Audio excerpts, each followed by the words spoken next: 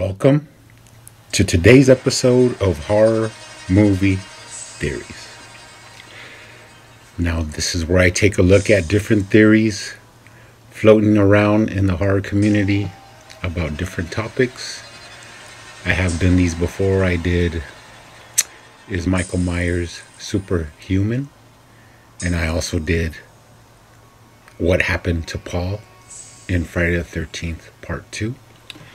And today we'll be looking at what happened between Chris and Jason in Friday the 13th Part 3. Now this movie starts out, you're at the general store. A woman is watching a TV report talking about the horrors from the night before. Now as she watches this report, it is said on the screen that there was bodies literally strewn throughout the campground. And it talks about how there is reports of cannibalism and sexual mutilation. Now, the only reason I bring this up is it's interesting the wording that they use, sexual mutilation. Now, I've heard that in the script, when you get to the scene where Chris talks about being attacked by the grotesque man, it was actually in the script that she actually did get raped. But the more they went into production, especially because of the actress's Dana Kimmel's beliefs, she didn't want to play out that it was actually a sexual assault. Now this contradicts the beginning of the movie and the phrases that they use when they're getting out of the van and they're walking to Vera's house.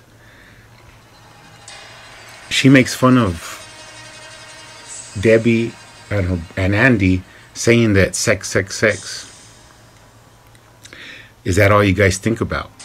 And then Andy says, what would a weekend in the country be without sex? Now, he is chastised by Debbie where she says, don't say that. And Chris actually says, guys, I want you guys to have a good weekend at the, don't worry about what happened to me at the lake. It was a long time ago.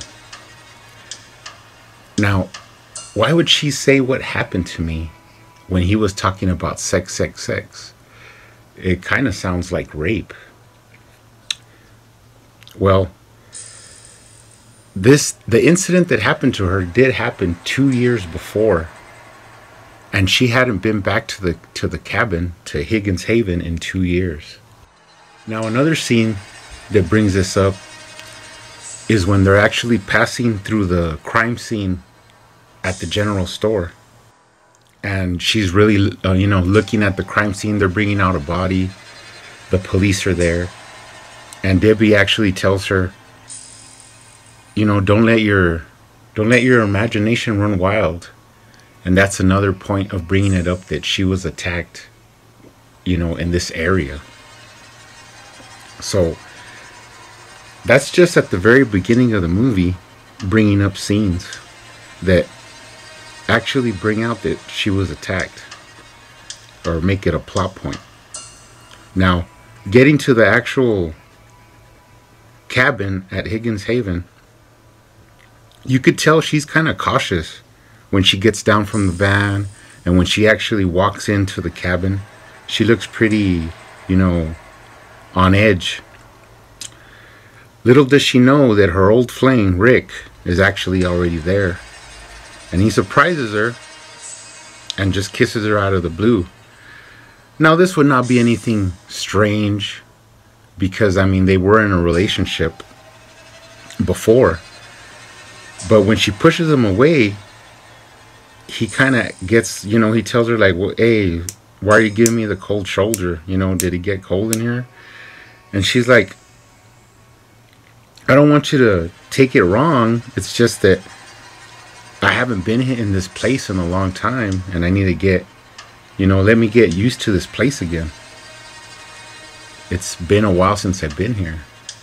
So that just shows that she's traumatized from the attack, when she was attacked. Now, what didn't help at all was Shelly's first prank, when he screams and Chris runs in and finds him in a closet with his prop axe hatchet in his head. Now, to Shelly, this was just a funny trick. It's not to hurt anybody. But little does he know the underlying hurt that he actually puts Chris through, because this place has her on edge, and then she sees this, and it's really traumatizing to her. And they do call Shelly a jerk for doing this, but he doesn't know that she was attacked before, so he's kind of doesn't know what he's doing. And all through this, little does she know that Jason is actually already there and watching. Does he recognize her? Does he see her get into the Volkswagen with Rick and he knows it's her? Maybe. Now, later on in the movie, she goes with Rick out to like a small outing, to like a drain or something like that, a large drain. And this is when she finally opens up and reveals to Rick what had happened to her. It's hard for her to open up, but she goes forward and tries to relive that night when the attack happened.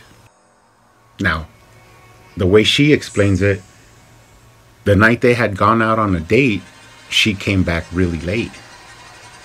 So her parents were not too pleased with her, and they got in a fight.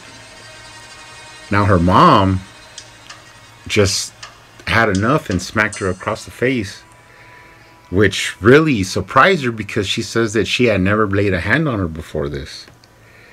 So she proceeds to run away, run out of the cabin and run out into the woods, hoping to punish her parents or make them feel bad that they had hurt her, and she ran out into the woods alone. Now, as she's out there, it had been raining, so she found a large oak tree to sit under. And while she was there, just waiting in the night, she heard some noises.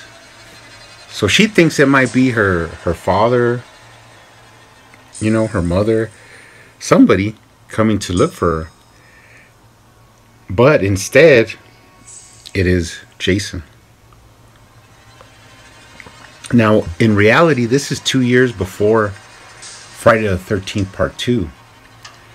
So they actually show Jason that he doesn't wear a mask. He just has his regular face showing. And she proceeds to explain that she thinks that she's going to see someone come for her, when she actually sees a grotesque, hideous man.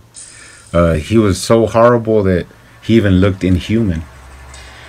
So he attacks her. He has a knife. She kicks the knife out of his hand and struggles with him. But she eventually loses consciousness. So she doesn't remember what happened after that. So there's a lot of theories going on online.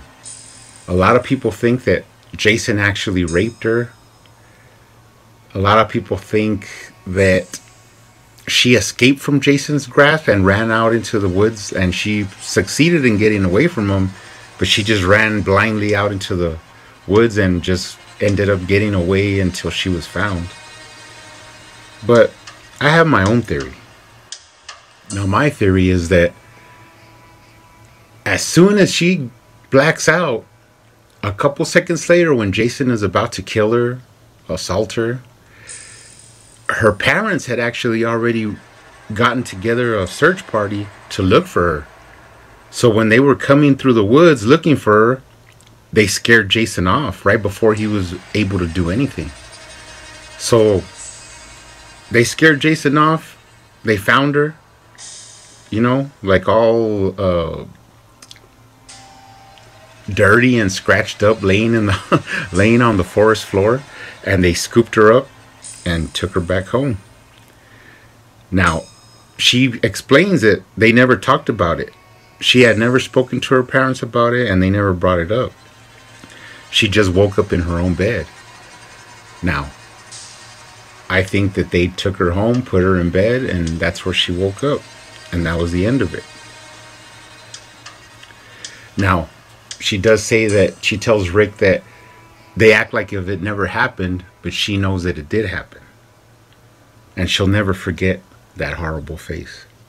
Now, as you go further into Friday the 13th Part 3, you get the big chase scene. Of course, Jason has attacked Rick. Jason begins to chase her. They have a pretty cool chase scene. I mean, she gets her blows in. Jason assaults her, and she still gets away. She eventually ends back to the barn, and Jason follows her. Now, this is a big part of the story, because up until now, Chris doesn't know who Jason is.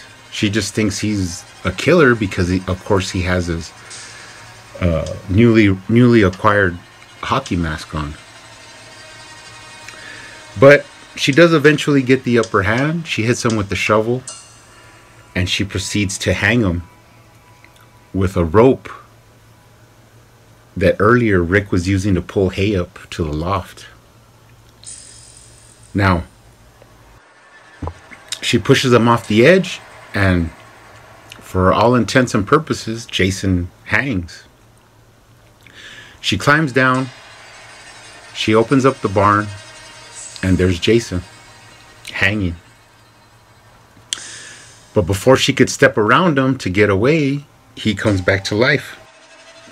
Now, this is a big turn. Jason pulls himself up from the noose, but before he gets down, he actually pulls the mask back and shows her who he is. Of course, her reply is, "It's you! It's you!" And that's when she realizes that it's the man that had attacked her that night. Now, pretty much here, she's trapped. You know, Jason didn't hang. He's off the rope, and he picks up his machete. Now, this is where Ali comes in and distracts Jason, even though he kills him, which allows Chris to pick up the axe and give him the final blow that finally puts him down. Now, there's one more part of this story, and that was that when I used to watch this, I watched this a lot of times, like on HBO or on USA Up All Night, when they would actually show part 2, 3, and 4 together. So I would watch 4 right after I watched 3. And since I was, really young, I would start watching 4, pretty much scared, but I still wanted to watch it. I was a diehard horror fan. And you start seeing the beginning of 4.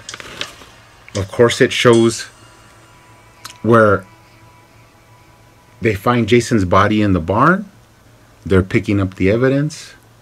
They put him on a gurney, and they take his body out from Higgins Haven. Now, this is the part that always interested me as a kid, and that is that when they get to the hospital, going to the morgue section, they're going down the hall, and there's a shot of a woman holding a screaming girl, and she's like hysterical, and the father is standing, right in front of them, just watching. Now, is this Chris and her parents? I always thought that they stayed on this shot for a couple of extra seconds, and to me it always implied that that's who that was. Because as we all know, when the cops finally take her away from the cabin, when the cops show up and find all the evidence, they say that he killed some bikers and a bunch of kids. Chris is hysterical. They bring her out and she's, she lost it. She lost it. Her brain's not there. It's fried. And when they pull off with her in the back, she's just screaming and hysterical and scratching at the window, which was like really just terrifying. So where did they take her? To the hospital to observe her. And is that who the gurney passes down the hall? Is that Chris and her parents? I don't know. That's just another horror movie theory. Alright guys, that's it for this theory. Thanks for watching. I'll see you back here again for another movie theory.